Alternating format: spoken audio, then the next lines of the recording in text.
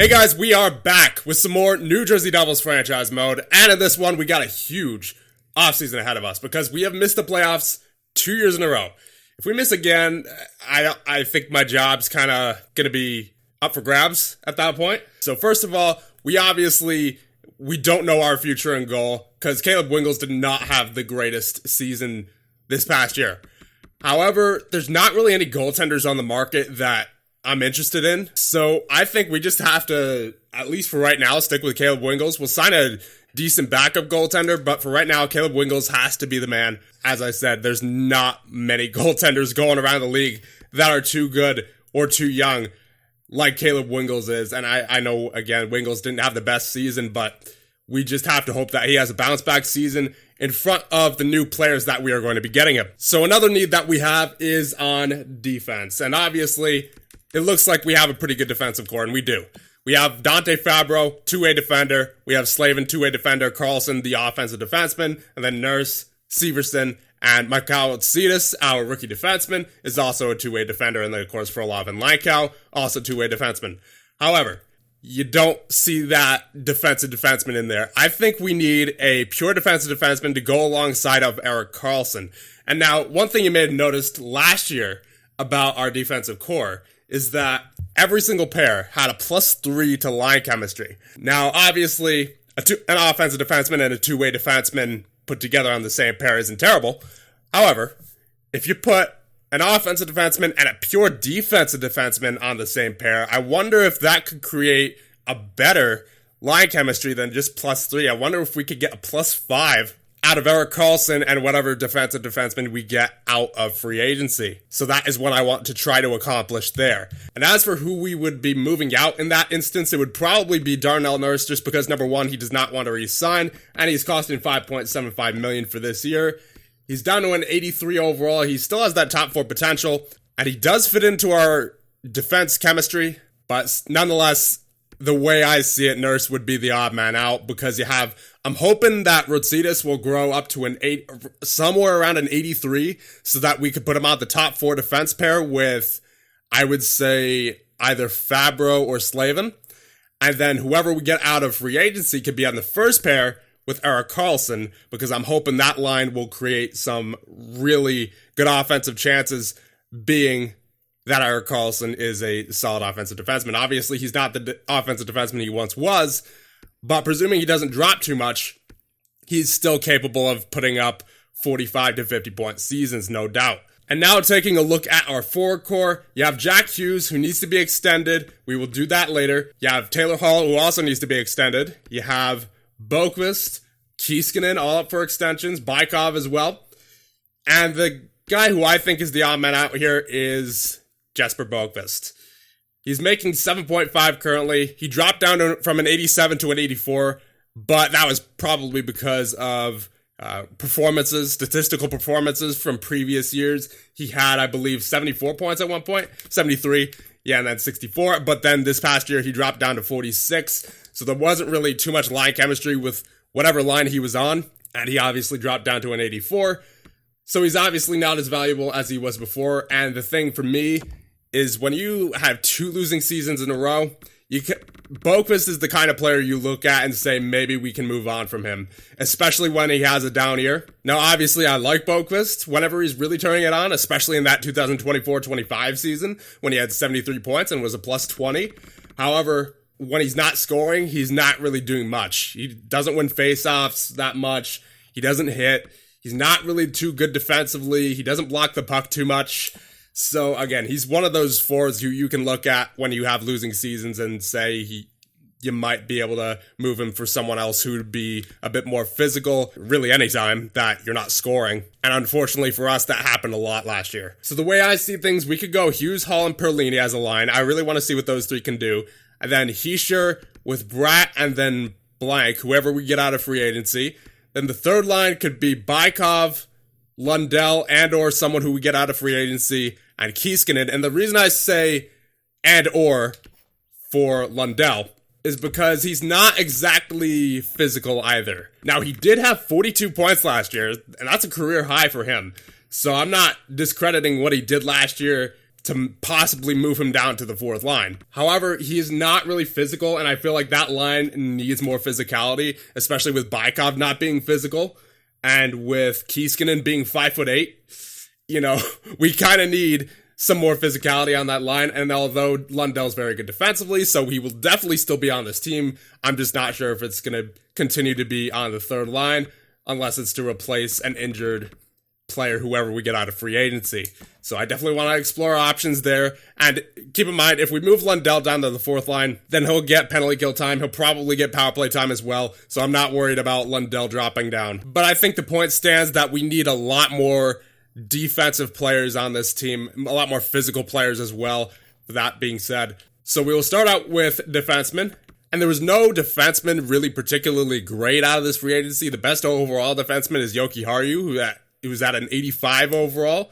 He's a right-handed defenseman. I'm not really looking for a right-handed defenseman. I'm looking for a lefty who can play with Erik Karlsson, more specifically a defensive defenseman who can play with Erik Karlsson, and that would be Gavin Hines. He is a left-handed defenseman, 25 years of age, 6'2". He put up 16 points in 66 games last year. He is more than likely a defensive defenseman. He is very physical, just based off of his body checking rating at a 91. He is very good defensively based off that 87 defensive awareness, 94 shot blocking, 91 stick checking. And as we take a look at his stats, he has played the past 4 seasons in Montreal. He was plus 14 last year, 57 shots, so he's not going to take too many shots, but Karlsson will make up for that. And what I like out of Hines, he's really physical, as we can tell by his physical category. 131 hits, 130, 131, and 106 last year, but that's probably only because he didn't get as much ice time as he did the previous 3 years. Obviously, his giveaway and takeaway ratio is kind of ugly, but when you consider that him and Karlsson may end up having that +5 chemistry, that's not something that I can ignore. So we will sign Gavin Hines for 4 years that he wants at $5.9 million per year. And now, in order to offer contracts to anybody else, we are basically at the cap ceiling. After offering that contract to Hines, we have to trade some salary away. And the first team that we're going to be trading to is the Tampa Bay Lightning, as they are in some desperate need of defense, and it just so happens that we have an expendable defenseman right here in Darnell Nurse. And when you take a look at their defensive core, yeah, they have the 90 overall Sergachev, but it drops immediately down to 79. Cuckoo, Moore, Nemeth. I mean, geez. And they consider themselves a contender as well. They probably still have Vasilevsky. Yes, they do. 88 overall, 32 years of age. They are definitely still capable of being contenders. They have a very deep forecore as well, but they just have no defense. So you gotta think they'd be willing to pay a pretty penny for someone like Darnell Nurse. So we will be taking their first rounder for this year and a third for this year as well. So Nurse for a first and a third proposed trade. There you go. Now, obviously, we're going to have to hope that all of our free agent acquisitions choose to sign with us. And the next trade will be to Boston. This is not really a salary cap dump as much as it is giving a player a chance kind of trade. We're going to be trading Caden Lankow, our rookie defenseman from last year, 21 years of age, 79 overall. He really was not great last year at all in his rookie season. I mean, that's kind of given that defensemen, they obviously take a little bit longer to grow. However, we're kind of in this stage where we need to win now. Lankow, unfortunately, was not good for us at all last year. We need to make as many improvements as possible. Lankow only had 71 shots last year, only got 13.07 of ice time, and doesn't hit. He had a horrible takeaway to giveaway ratio. Only had 77 blocks. I mean, that's not bad. That part isn't bad.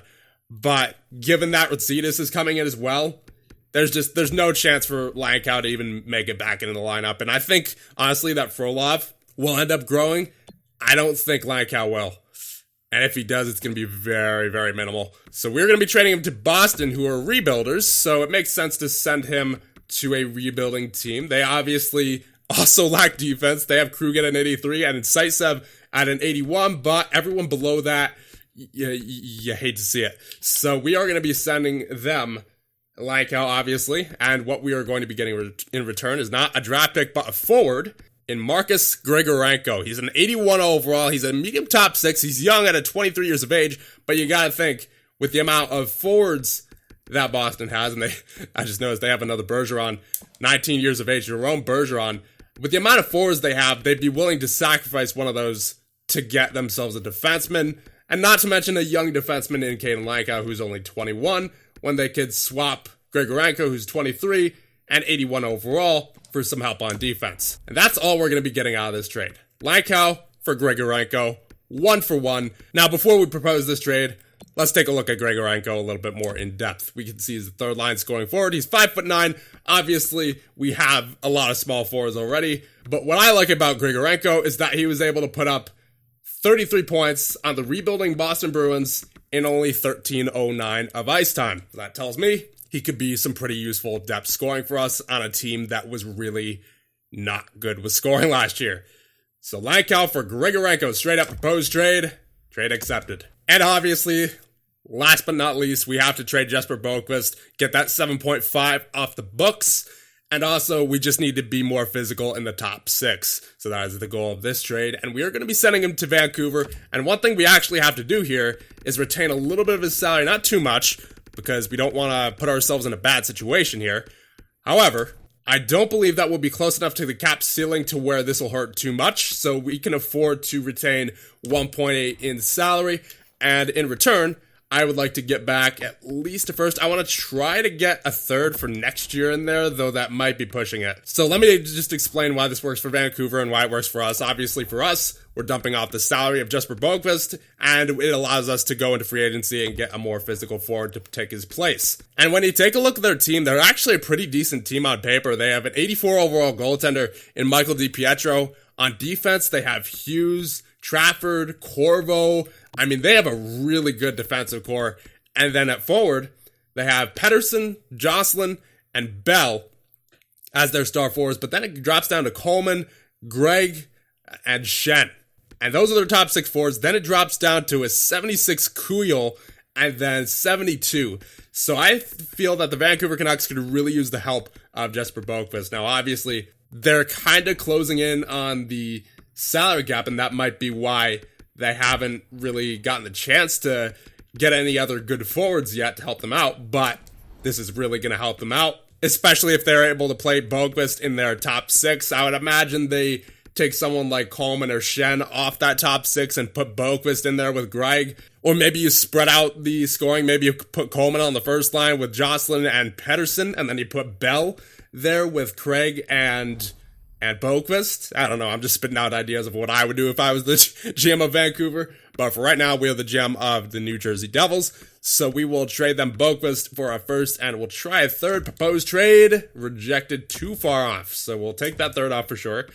And we'll just try Boqvist for the first. Will that work? No, it will not. But just a bit low. We may as well give them Magnus Stahlberg, who we tendered a qualifying offer to. I don't intend on signing him, mainly because we already have Karpinen down there in the minors. We have Parks coming up as well. So that's the main reason why we tendered Magnus Stahlberg. I think Parks will end up starting in the AHL, though it is possible that he could move up to the NHL with that high elite potential. And currently is 76 overall. He could easily jump up to an 80 at any point this season. So Stahlberg will be going the other way as well. So Boqvist and Stahlberg for a first round pick. I think we could send Cones in this deal. He's 19 years of age at a 66 overall.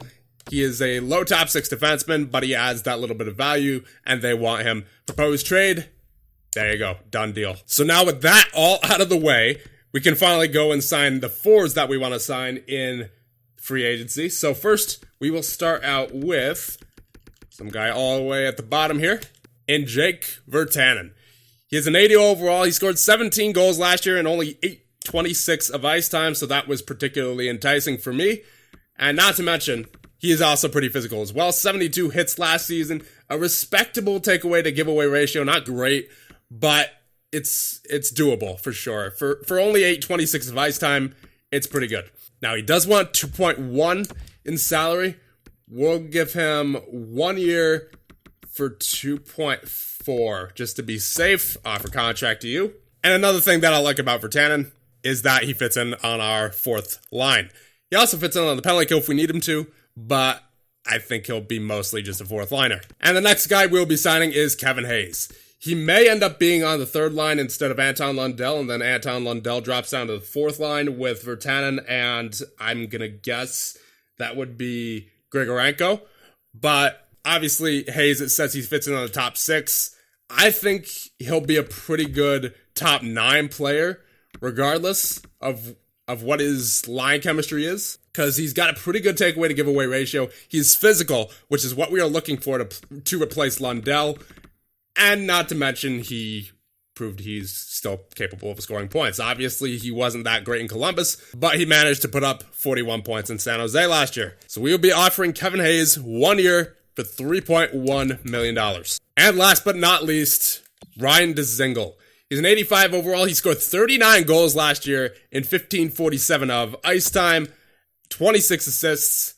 He has played fantastic. Not only is he consistent with his point totals, at least over the past few years he has been, he is pretty consistent with the amount of shots that he takes. Don't look at this year right here because he only played 34 games for Tampa Bay. So that's 87 shots in 34 games played. He's very consistent about his shooting.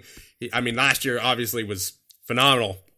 But he is definitely, without a doubt, a 20-goal scorer because as you see by his 11.8, 11.2, 11.4 shooting percentage, not too bad. And then you also take a look at his defense. Very physical. That is exactly what we're looking for to replace Jesper Bohlqvist. Now, obviously, Dzingel could drop between now and the start of the regular season, but I'm willing to take that bet for at least one season to see how he does, because he's also proven to be pretty good defensively in the past, too. Now, this past year, it wasn't as good as he was 2 years ago with that 89-49, but I'm sure he'll still be pretty good on that second line. So we'll give him 1 year. We're just going to make sure that we get Ryan Dzingel here at $5.4 million. I know that's way overextending, but just need to be sure. And I wasn't considering getting someone like Kerfoot because he did fit into our Pro Scout assessment. He fits in on our penalty kill, our power play line 1, and our top 6 forward lines. But remember what we were looking for in that physical forward with Ryan Dzingel. He's not exactly that physical forward. He's more of a Jesper Bohlqvist type player. And if we were looking for that, I would have just held on to Bohlqvist. So those are all the moves we are going to be making in this offseason. And I'm going to keep this team together for as long as possible. Obviously, if things go awry, then I'm probably fired because, that'd be probably 3 years in a row of no playoffs. But things could also go really right with this team because we're adding a lot of things that we are missing. Now, obviously, a huge question mark, as it's always been, will be goaltending.